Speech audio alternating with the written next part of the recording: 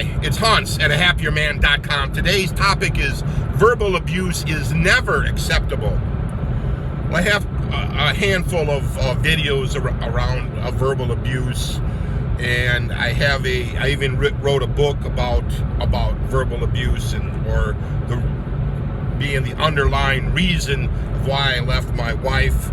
And the book is called Leave Your Wife and Become a Happier Man. It's the 3-step system available on the ahappierman.com website.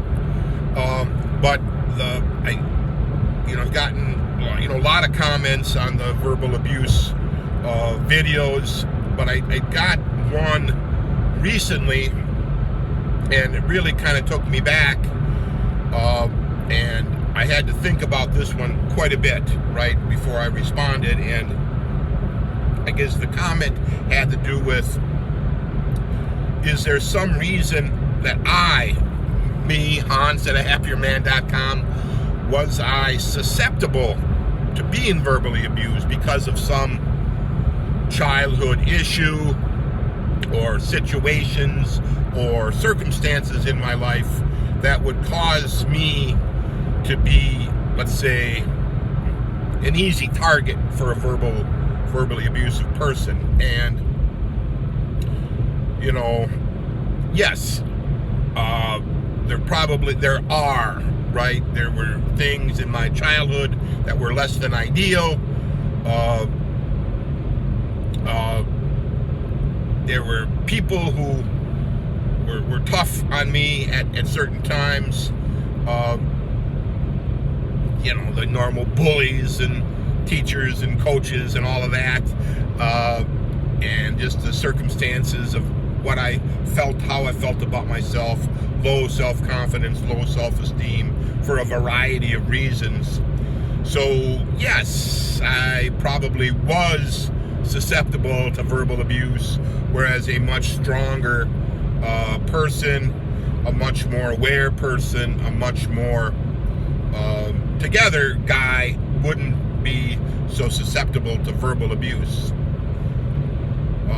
But here's the but. My premise is verbal abuse is never acceptable. That just because a person is susceptible to verbal abuse, maybe they have low confidence, low self-esteem, they've been victimized or traumatized, that to me doesn't give others the right to verbally abuse someone. All right, so now I'm not sure that the commenter meant it like that. I don't think so. If they did, that seems extremely cruel, that somebody would say, well, just because someone is weak and low self-confidence and low self-esteem and have been traumatized in some form or fashion as a younger person, that they deserve to be verbally abused. I don't think that was the intent of the comment. I think it was just pointing out that you, as a verbally abused man, probably had all kinds of issues or traumas or problems in your past that cause you to be susceptible to verbal abusive people. But my point is, just because you are doesn't mean that other people have a right to verbally abuse you, other people, my view is other people ought to be nice to people no matter what, and trying to excuse the horrible behavior of others toward a verbally abused person because they're weak or low self-confidence or low self-esteem just seems wrong to me. Now, of course, I'm not weak and I don't have low self-confidence or low self-esteem anymore, right? Everything is turned around in my life. I don't deal with bad people anymore. I don't put up with poor behavior. I've set boundaries and all of that.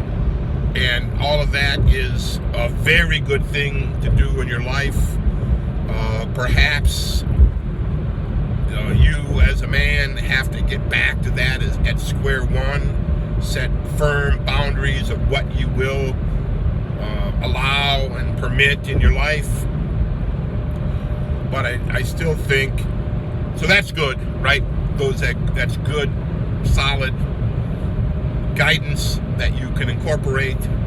And if you haven't been verbally abused in your life, you probably are aware of all of this, or you should, let's say you're getting into a relationship, that's the frame you should have, that you're not going to tolerate it, that you walk the first sign of it, that you don't put up with verbal abuse, that in the first verbal abuse episode, you're done with that person, you end the relationship.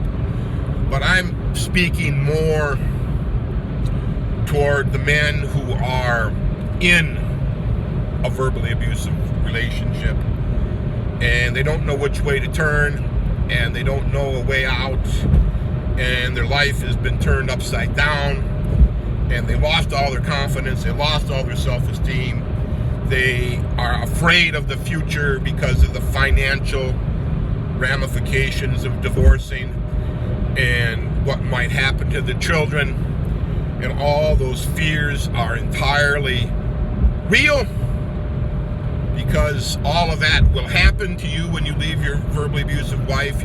Your finances will get destroyed. Your children you may never see them again.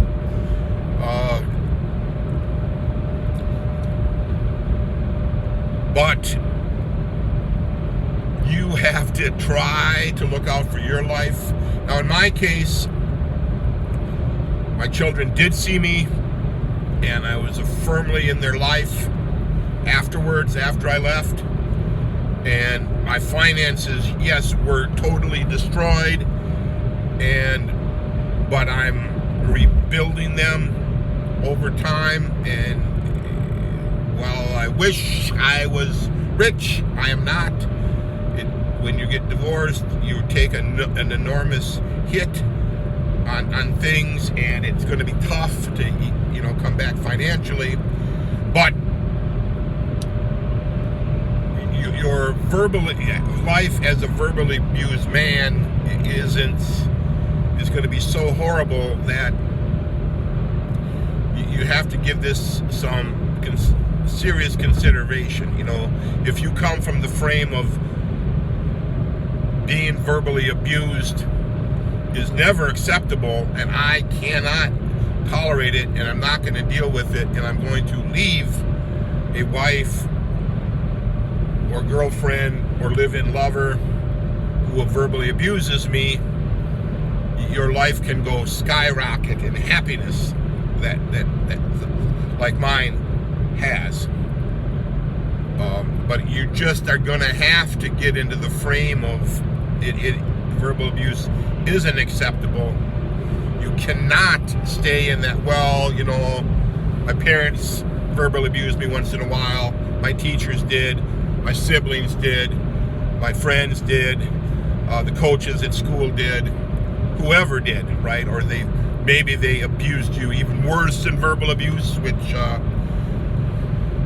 I'm sorry that happened to you. Or there's some reason you're timid, there's some reason you have low self-confidence, there's some reason your self-esteem isn't there.